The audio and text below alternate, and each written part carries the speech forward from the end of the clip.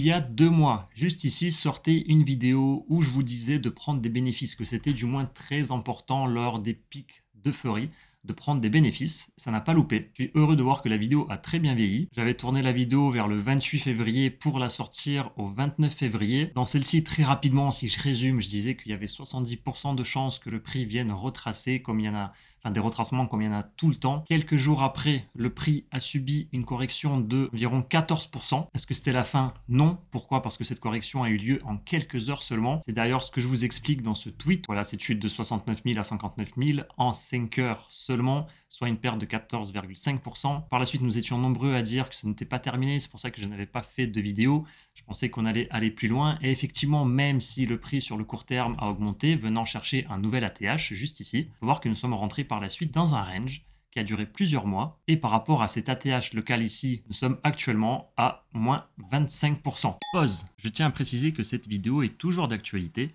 même si elle fut tournée il y a 3 jours lorsque Bitcoin avait chuté en dessous du seuil des 60K. Aujourd'hui, nous avons réintégré ce range. Les informations restent d'actualité car le contenu de cette vidéo concerne surtout la vision à long terme du Bitcoin. Les fluctuations à court terme, honnêtement, on s'en fout.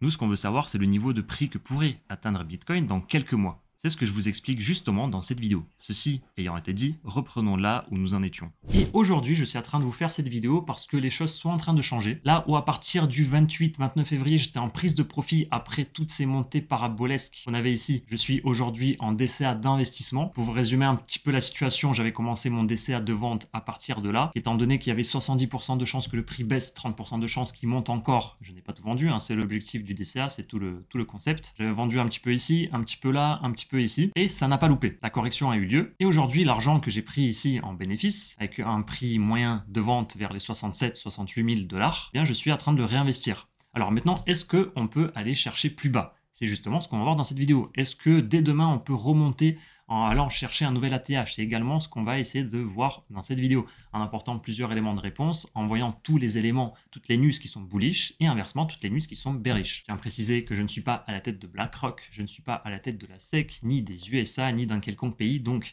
ce n'est pas moi qui fais la pluie et le beau temps sur le marché, vous le savez en regardant cette vidéo, mais je préfère le préciser, et j'en ai tout à fait conscience, mais derrière, j'ai une petite expérience sur le marché des crypto-monnaies qui m'a permis, voilà, de commencer à prendre des bénéfices par ici, qui me permet aujourd'hui de réinvestir mon argent parce que, bien d'expérience, je sais que nous sommes à l'aube de quelque chose de très grand. Ne vous inquiétez pas, les arguments arrivent. On va voir pas mal de graphiques, des dizaines de graphiques, on va voir des articles également, on va tout analyser. Si ce petit tweet vous intéresse, eh bien, je vous mettrai le lien en description de cette vidéo. J'en profite également pour vous parler du dernier tweet que j'ai publié concernant cet airdrop. Pourquoi je vous en parle dans cette vidéo? C'est parce que tout simplement, je le trouve intéressant, mais je ne vais pas faire une vidéo à part entière dessus. Il prend quelques secondes, littéralement, à faire, enfin quelques minutes ici, voilà, je vous ai mis entre 5 et 10 minutes pour les plus lents. Il s'agit de l'airdrop du projet My Lovely Planet que nous avons déjà présenté sur cette chaîne YouTube il y a 2 ans, donc le projet a continué à build, là ils lancent leur airdrop avec un token qui devrait arriver d'ici quelques mois. Comme vous pouvez le voir, les tâches sont plutôt simples, étape 1, étape 2, étape 3, étape 4, et voilà.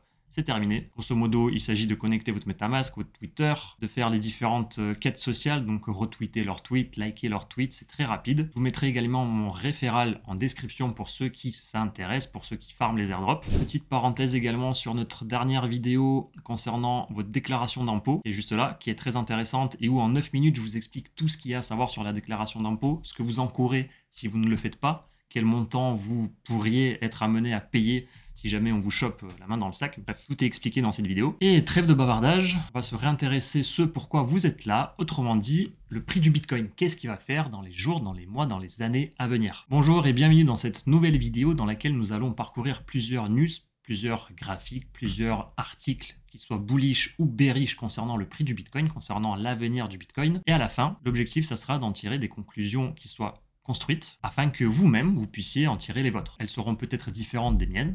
C'est très intéressant. Si c'est le cas, dites-le moi en commentaire. Mais je vais tout vous amener sur un plateau, comme on dit, pour que vous puissiez piocher ce qui vous intéresse et pour en tirer vos propres conclusions. Si cette vidéo vous plaît, n'hésitez pas à la liker, à la commenter les amis, pour vous laisser le temps de le faire. Et bien comme d'habitude, je lance l'intro.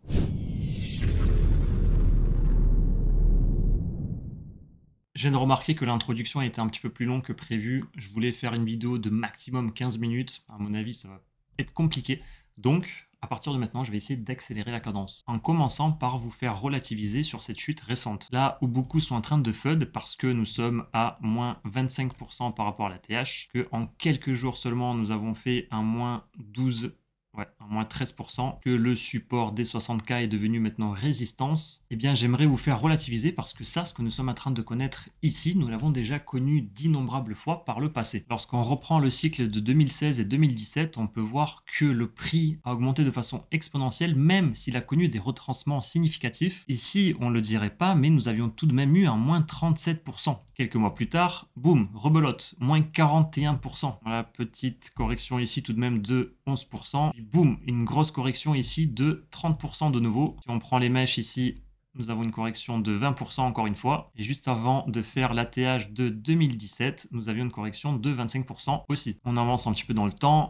On reprend le cycle de 2020. Alors, regardez, c'était exactement pareil. Ici, nous avions une correction de 20%. Alors, je vais oublier celle-là. Petite correction de 62%. Voir que le prix repartait à la hausse dans des phases d'euphorie. Boum, ici, en quelques jours seulement, moins 15%. Ici, moins 31%. Là, pareil. Là aussi, la grosse correction de 55% avant de repartir à la hausse, chercher un nouvel ATH juste là. Donc, tout ça pour dire que lorsqu'on voit une montée vertigineuse comme celle-ci, stimulée par l'approbation de l'ETF Bitcoin, par des narratives à fort potentiel comme l'intelligence artificielle, les real world assets, eh bien, on ne peut que dire que cette correction est tout à fait normale. Et pour s'en rendre compte, il suffit de dézoomer le graphique. Lorsqu'on dézoome, on peut voir que cette correction pourrait encore descendre plus bas, qu'elle ne serait pas choquante. De plus, j'étais tombé sur un graphique qui nous mettait en avant la succession des bougies rouges que nous sommes en train de connaître. Et c'est la deuxième fois depuis l'existence du Bitcoin que nous avons autant de bougies rouges qui s'enchaînent, autrement dit 5 semaines d'affilée. On peut voir que le plus gros c'était ici avec 9 semaines. Cependant, si on a connu autant de bougies rouges, eh bien c'est peut-être parce que nous avons également connu juste avant 7 mois consécutifs de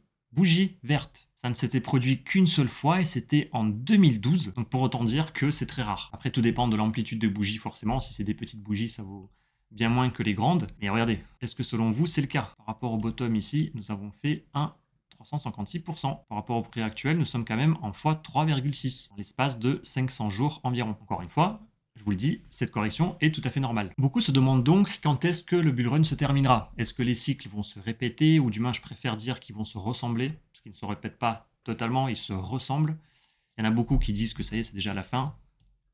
Le fameux FUD. Certains ne s'y feront jamais. Eh bien, j'aimerais revenir dans le passé pour vous montrer que nous sommes qu'au début de tout ce que Bitcoin nous réserve. Si on prend l'ATH de 2011, qui était à 31,91 $. Celui-ci fut cassé en 2013 pour réaliser un nouvel ATH exactement 281 jours après. Vous voyez juste là, 281 barres, nous sommes en time frame daily, donc chaque bougie représente une journée, donc nous sommes à 280 jours après la cassure de l'ancien ATH. Ce même ATH qui fut réalisé en 2013 a connu un fake out, on va dire, d'accord, donc une cassure puis une réintégration aussitôt du prix le 1er mars 2017. Et d'ailleurs, petite parenthèse, est-ce que ça ne vous rappelle rien? Est-ce que vous voyez pas que c'est exactement ce que nous sommes en train de vivre ici? Petite cassure, réintégration, bref, le prix se joue de nous pour qu'au final, ils viennent redescendre bien plus bas pour faire trembler le plus de personnes possible, pour qu'un maximum de personnes quittent le navire et pour qu'ensuite ils puissent repartir faire de nouveau plus haut. Et bien, c'est pratiquement la même chose qu'on a connu ici. La correction depuis cet ATH était de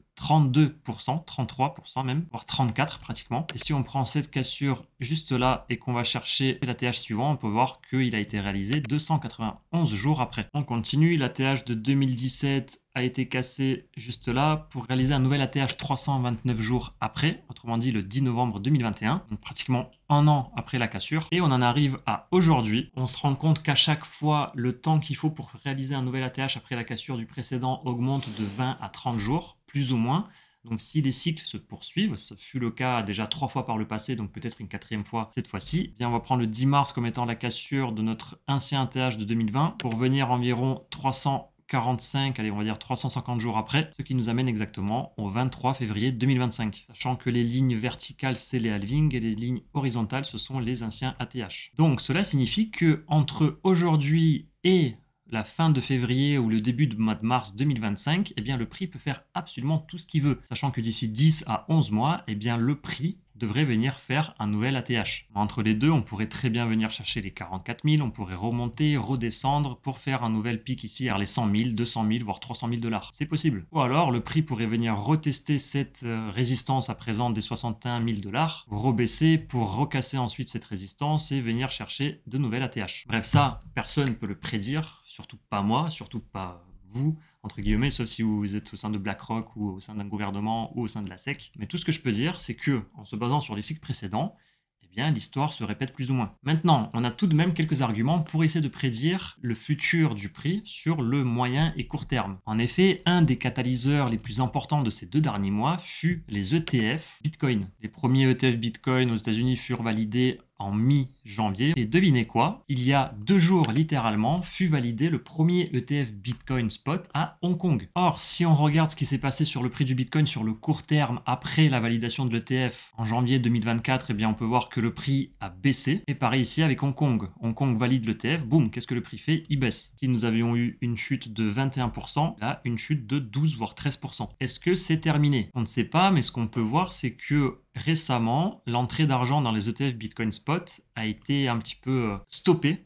Donc peut-être que le prix de celui-ci joue un rôle important. En tout cas, depuis le 12 janvier, on peut voir que la quantité d'argent investie dans les ETF Bitcoin Spot n'a fait que monter. Elle s'est arrêtée vers le 12-15 mars. Et devinez quoi? Regardez exactement ici, 12, 13, 14, 15 mars marque le top du Bitcoin. En gros, lorsque l'argent a arrêté de se déverser dans les ETF Bitcoin, le Bitcoin a marqué un top. Il y a une période de stagnation ici, avec hier d'ailleurs la plus grande vente d'ETF Bitcoin de tous les temps. Bon, de tous les temps, ça fait que 3 mois qu'il existe, mais hier a eu lieu la plus grande des ventes, avec pratiquement 10 000 bitcoins qui ont été vendus. Malgré tout, l'entrée d'argent, lorsqu'on dézoome et qu'on regarde sur la globalité, reste intéressante, reste remarquable même. Le GBTC, lui, qui ne cesse de se vendre, cela pour plusieurs raisons, parce que les frais sur cet ETF de Grayscale est l'un des plus élevés, lorsqu'on regarde ici, enfin c'est le plus élevé en fait. IBIT, l'ETF de BlackRock, lui, connaît des frais de 0,25%, ce n'est pas les plus faibles, mais BlackRock jouit également de son statut au sein de l'économie mondiale, qu'en termes de confiance, les gens vont aller se diriger vers BlackRock plutôt qu'une autre entité, même si on peut voir que Fidelity n'est pas en reste. Après Fidelity, je dirais que ouais, ça baisse drastiquement. Mais voilà, c'est toujours intéressant à regarder. Donc ce qu'il faut retenir, c'est que les ETF ont été un des plus importants catalyseurs sur le Bitcoin jusqu'à présent. Maintenant que le flux d'argent entrant a diminué, et bien forcément le prix du Bitcoin stagne, mais c'est uniquement sur le court terme pour le moment. On peut voir qu'il y a une hausse notable de l'intérêt institutionnel pour le Bitcoin, souvent considéré comme un actif légitime par les conseillers financiers. Et cela pourrait soutenir la demande à long terme. On le voit avec l'ETF récent validé à Hong Kong. On le voit avec l'Australie qui veut émettre également son propre ETF d'ici la fin de l'année 2024, etc. Tout le monde se lance petit à petit. Donc c'est quelque chose qui prend du temps, forcément. Bitcoin est vu aujourd'hui comme étant une couverture contre l'inflation. Les gens le comprennent, les entreprises le comprennent, mais ça reste un investissement encore risqué. Mais je pense que petit à petit, plus on va avancer dans le temps et plus Bitcoin va attirer d'investisseurs et de nouveaux passionnés. Pourquoi les ETF pourraient également aider le Bitcoin à long terme d'exploser? Parce que tout simplement, il y en a de moins en moins sur les exchanges centralisés. Ces différentes entreprises qui sont derrière les ETF essaient d'en demander le plus possible. Il y a une telle demande qu'ils vont carrément appeler des gens, des célébrités, des institutions pour en acheter en OTC, c'est-à-dire de gré à gré, sans passer par le marché, sans influencer la direction du prix. Il ne suffit qu'à regarder la quantité de Bitcoin qu'il y a sur les exchanges, donc c'est la ligne en violet, la ligne en blanc c'est le prix du Bitcoin. On peut voir que le nombre de bitcoins sur les exchanges ne fait que baisser. L'approbation des ETF n'a fait que accélérer cette baisse. Nous sommes passés de 2,55 millions de bitcoins à 2 millions de bitcoins pratiquement. Et très intéressant, d'après Bybit, si la demande en bitcoin pour les ETF reste la même que ici, eh bien, il ne faudrait pas plus de 9 mois pour vider l'intégralité des stocks des exchanges. Or, lorsqu'il y aura plus de bitcoin à vendre et qu'il y aura toujours de plus en plus de personnes qui en demandent, qu'est-ce qui se passe? Eh bien, le prix va tout simplement exploser jusqu'à ce qu'on arrive à trouver des vendeurs qui soient d'accord pour vendre leur Bitcoin à un certain prix. Ça, c'est une news très bullish. Et Bybit, ce ne sont pas les seuls qui le disent, hein. Il y a de nombreuses personnalités. Récemment, j'ai regardé pas mal d'interviews. J'avais regardé celle de comment il s'appelle, du PDG de Ledger, là. J'ai oublié son nom, mais en gros, c'est quelque chose qu'il disait lui également, c'est qu'ils sont à la recherche des bitcoins et ils n'arrivent pas à en trouver. Il y a le PDG de Ledger qui a dit ça et le PDG de Coinbase, ils sont nombreux à le dire. Cette rupture de stock, si elle a lieu, elle pourrait faire très mal, dans le bon sens du terme, au prix du bitcoin. Pour vous donner un ordre d'idée, je sais que pendant cette phase-là, il y a 9000 bitcoins qui étaient achetés pratiquement de façon journalière, en moyenne, 9000 bitcoins qui sont achetés. Or, tous les jours, il y en a combien qui étaient produits? Il n'y en avait que 900. Aujourd'hui, il y a le halving qui vient d'avoir lieu en mi-avril, donc il y a quelques semaines. Ces 900 bitcoins deviennent 450 bitcoins. Or, il y a une demande qui est toujours de plus en plus imposante. Regardez, j'ai juste tapé dans la barre de recherche Google des entreprises qui veulent des bitcoins. Je suis directement tombé sur plusieurs articles, dont celui-ci de Cryptost, où visiblement le PDG de la ferme de minage Hut8, HR Geno, révèle qu'une banque de Wall Street aurait approché son entreprise pour acheter des bitcoins. Ça date d'il y a un peu moins un mois, et visiblement Hut8 n'est même pas le premier du marché, d'accord? C'est la 4e entreprise publique détenant le plus de bitcoins, avec plus de 9000 bitcoins à leur actif, valant 600 millions de dollars. Juste derrière Tesla, Marathon Digital, Holding et MicroStrategy. Donc j'imagine que ces entreprises-là également ont été approchées par ces entreprises de Wall Street, par ces banques, pour essayer de leur choper un maximum de Bitcoin. Voilà, super. Mais ça, c'est ce que je vous disais juste avant, c'est que le nombre de Bitcoin par bloc miné est passé de 6,25 à 3,125. Autrement dit, chaque jour, il y a 450 Bitcoins qui sortent sur le marché au lieu de 900, ce qui réduit la création monétaire du Bitcoin par 2, ce qui n'est pas rien. Ça veut dire qu'il y a 2 fois moins de Bitcoin sur le marché qui peuvent être vendus chaque jour. C'est ce qui fait que Bitcoin est considéré comme une valeur refuge, au même titre que l'or. L'or, il y a une quantité limitée sur la planète.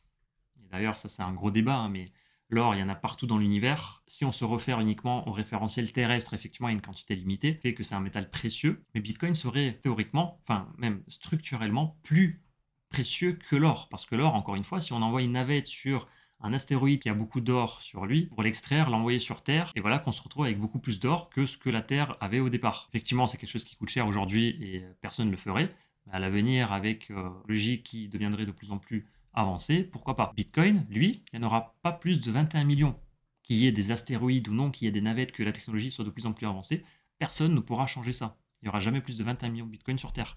Donc, structurellement, il est plus rare que l'or. C'est cette rareté qui fait que de plus en plus de monde veulent en acheter. Ça, c'est l'effet de Metcalfe. On appelle également l'effet de réseau. La formule, elle est très simple. Attendez que je vous la retrouve. L'utilité d'un réseau est proportionnelle au carré du nombre de ses utilisateurs. Autrement dit, plus il y a d'utilisateurs dans un réseau et plus ce réseau aura de valeur. Ce qui est logique. Aujourd'hui, vous lancez un réseau social, vous voulez qu'il fonctionne, eh bien, ça sera très compliqué pour vous d'y arriver. En revanche, si vous avez déjà une base d'utilisateurs qui est assez conséquente, eh bien il sera beaucoup plus simple. C'est une fonction exponentielle. Regardez ici le nombre d'interactions que vous avez entre deux personnes. Il n'y en a qu'une. 1, 2, 3, 4, 5. Entre 5 personnes, vous avez 10 interactions. Ce sont l'ensemble des traits. Vous multipliez maintenant le nombre de personnes par 2. Eh bien on peut voir que le nombre d'interactions n'est pas multiplié par 2, mais par 4. Pourquoi? Parce que 2 puissance 2 égale 4. Et c'est exactement ce qui se passe avec Bitcoin aujourd'hui. C'est exactement ce qui s'est passé avec Internet, avec la radio, avec l'automobile, la télévision. Et Bitcoin aujourd'hui, c'est-à-dire que plus il y a d'entrants qui arrivent sur le marché, qui commencent à utiliser Bitcoin, commencent à s'intéresser à ces technologies, plus c'est bénéfique pour le réseau. Or, nous sommes actuellement en 1998 concernant l'adoption de la crypto si on la comparait à Internet. Donc, nous sommes approximativement à 300 millions, allez, on va dire 350 millions d'utilisateurs crypto, ce qui pour Internet représentait l'année 1998. Est-ce que vous vous rendez compte? Nous sommes vraiment qu'au début de cette révolution. D'ailleurs, les voici, les différentes technologies et leur adoption. On peut voir que Bitcoin, il est juste là. Il a commencé en 2009. Bon, ce graphique date d'il y a quelques années déjà, mais on se situerait pas plus loin que ce niveau-là, quoi. Et vu que nous sommes sur une bonne lancée, eh bien, il y a ce petit rapport de Blackware Solutions qui a été sorti en 2022 et qui parlait de l'adoption de la crypto-monnaie et du Bitcoin dans son ensemble. Voici une courbe qu'on pourrait utiliser pour l'adoption de pratiquement toutes les innovations. Et si on descend, on arrive ici et on peut voir que effectivement, nous sommes juste au début de l'adoption du Bitcoin. Donc aujourd'hui, il y a l'ETF qui a été validé aux États-Unis. Il y a celui de Hong Kong qui a été validé il y a 2 jours. Il y a celui de l'Australie qui arrive. À travers le monde, comme ça, il y a de plus en plus d'ETF, de plus en plus d'entreprises qui vont commencer à investir dans le Bitcoin. Bitcoin va devenir une monnaie légale dans plus en plus de pays. Il commence à être accepté par certaines grandes entreprises, par certaines grandes multinationales, dont McDonald's. J'ai vu ça il y a 3-4 jours sur Twitter. Il y a McDonald's en Suisse qui commence à accepter du Bitcoin. Ça, ce n'est pas anodin, parce que si un McDonald's commence à accepter du Bitcoin, ça veut dire que l'ensemble de l'entreprise a réfléchi à comment gérer dans sa trésorerie le Bitcoin. Vous voyez ce que je veux dire? C'est que là, en fait, le plus gros a été fait. C'est peut-être une expérience à ciel ouvert qui se passe en Suisse. Si tout se passe bien, eh bien, tous les McDonald's pourraient accepter le Bitcoin à l'avenir. Voilà, McDonald's, Starbucks, Amazon, bref, beaucoup de choses restent à faire et nous sommes à l'aube de tout ça. Ça, c'est la libération de nombre de bitcoins sur le marché, donc en gros, qui sont rythmés par les halvings. Chaque fois, c'est divisé par 2, c'est ce qu'on expliquait tout à l'heure. Au début, il y avait 50 bitcoins qui étaient minés toutes les 10 minutes sur le marché, c'est passé à 25, c'est passé à 12,5, puis à 6,25, et aujourd'hui, nous sommes à 3,125. Autrement dit, on se retrouve exactement ici. Et j'en ai fini avec ce petit article. Si jamais ça vous intéresse, encore une fois, je mettrai le lien de ce petit article en description de vidéo. Donc n'hésitez pas à aller y jeter un œil, il y aura pas mal de choses intéressantes. Également, j'étais tombé il y a 3 jours sur un tweet de Cryptomatrix qui parlait du coût de production dans Bitcoin. Avec le halving,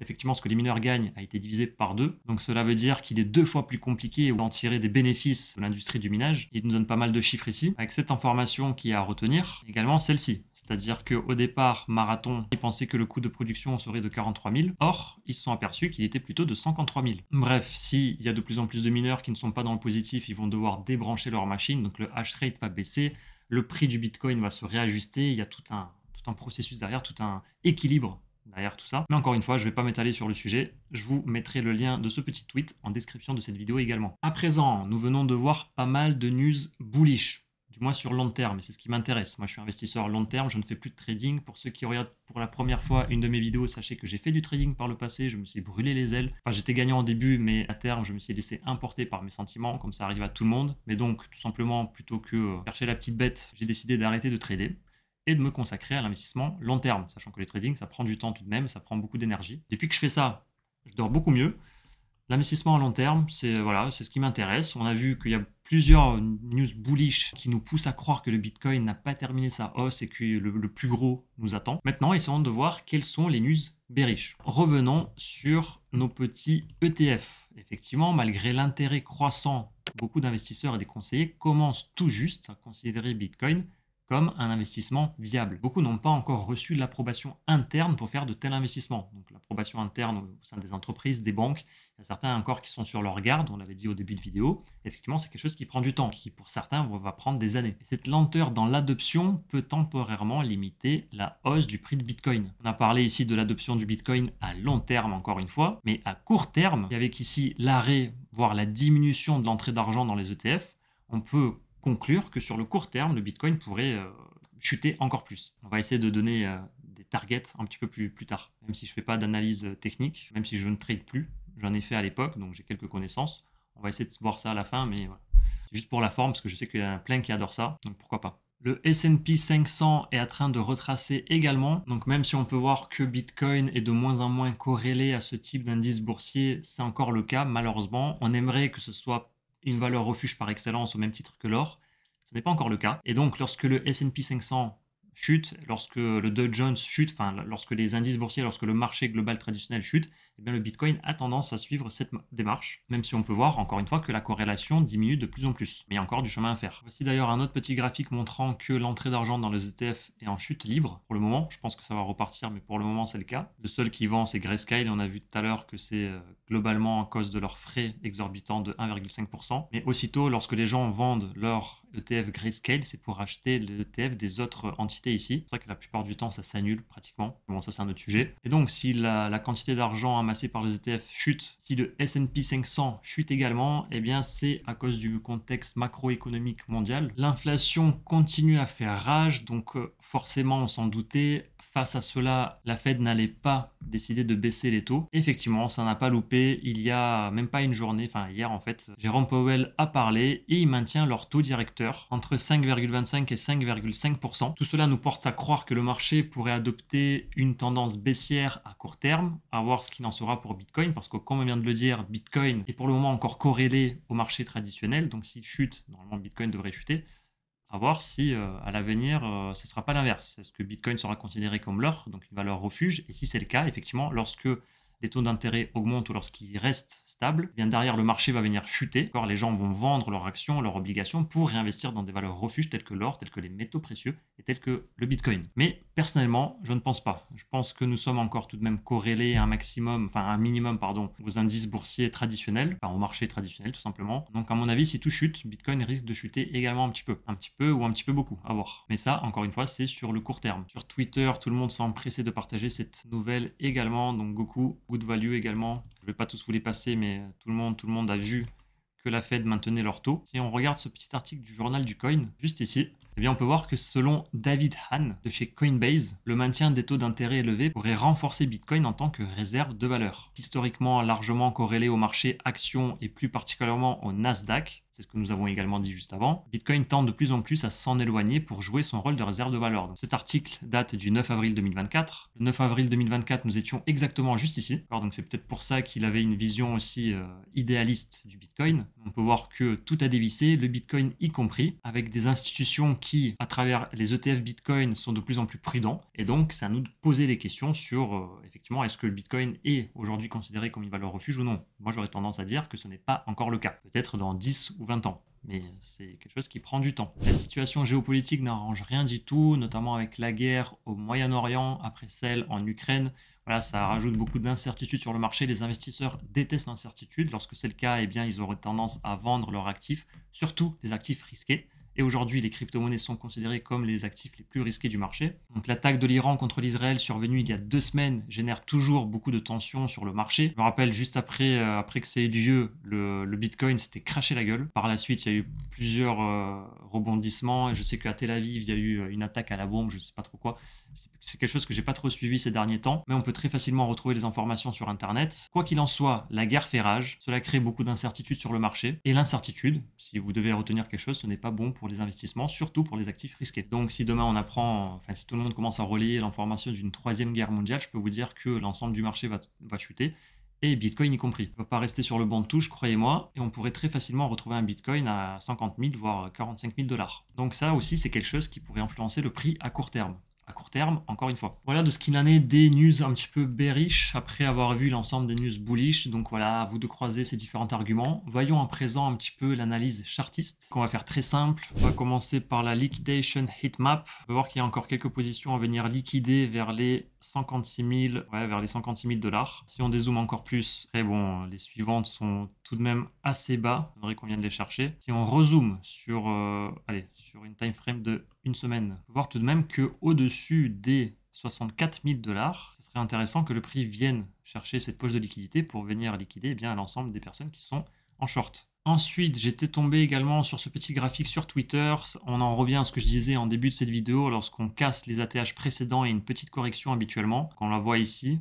D'accord, là, elle est invisible parce que la bougie doit l'avaler à mon avis. Mais ce qu'il faut retenir, c'est que lorsqu'on dézoome, eh bien, ça nous paraît très clair que ceci-là, la petite correction qu'on subit actuellement, c'est rien du tout. Et que d'ici quelques mois, on pourrait très bien voir un prix qui viendrait avoisiner les 200 000 $, voire plus. Lorsque ça sera le cas, eh bien, on va regarder ce graphique et on aura oublié ce retracement qui aujourd'hui nous fait tant peur. Eh bien, d'ici quelques mois, ça ne sera plus le cas. Un autre graphique intéressant sur le court terme, c'est celui-ci. Nous sommes venus retester la trendline et du coup, le prix a rechuté par la suite. Donc, vous ne le voyez pas parce que c'est flou, mais ici, nous sommes à 52 000 $. Ça représente le retracement des 61,8 de Fibonacci. Très intéressant parce que vous allez voir à la fin, c'est un des niveaux qui, selon moi, est le plus intéressant. Et pour finir, j'aimerais vous présenter également ce petit graphique. Donc, c'était il y a quelques semaines, comme on peut le voir. Nous étions encore au-dessus du support des 62 000 $. Et ça ressemble tout de même beaucoup à la distribution de Wyckoff. La même distribution que nous avons également vécue ici pour les plus anciens.